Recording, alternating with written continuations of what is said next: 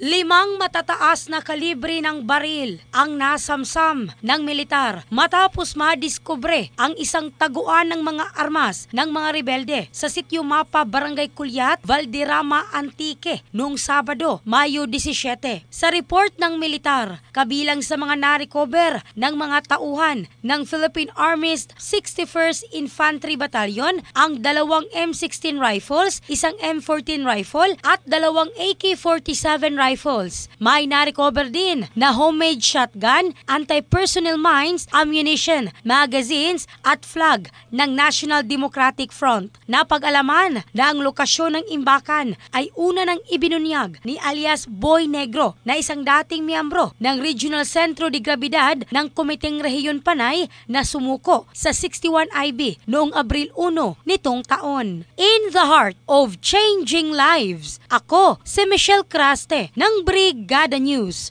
Philippines, the Music and News Authority.